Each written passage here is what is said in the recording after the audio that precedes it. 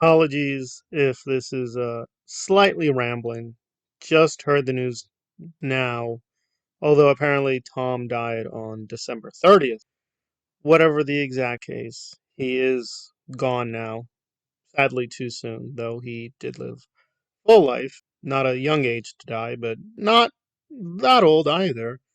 Some people live till their 80s and 90s. So it's unfortunate, premature passing. Hopefully, he died peacefully. The exact cause, I don't know, and if the family wants us to, we will.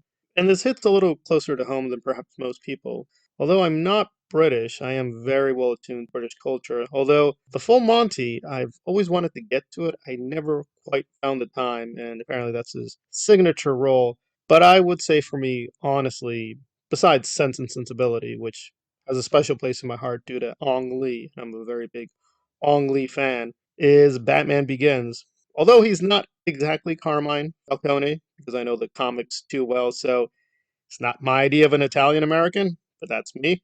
Nevertheless, I find that to be a very intriguing role, and although Batman Begins, for me critically, is not the best Nolan movie, his scenes are some of the most favorite scenes that I like to go back to quite often. In fact, just a couple of years ago, I just wanted to see that scene with Falcone and Pope Bruce over and over again for whatever reason. So, very compelling performer.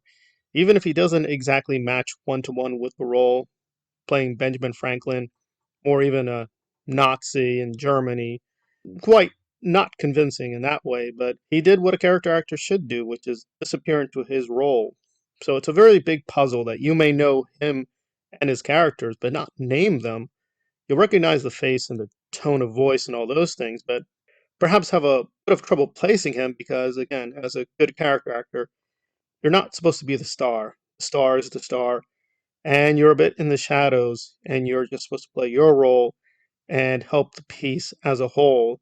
And from that standard, he was one of the best actors out there. It's very sad because I'm trying to get into Hollywood and we never met each other or worked with one another. And by all accounts, a very, very splendid person, very wide ranging performer.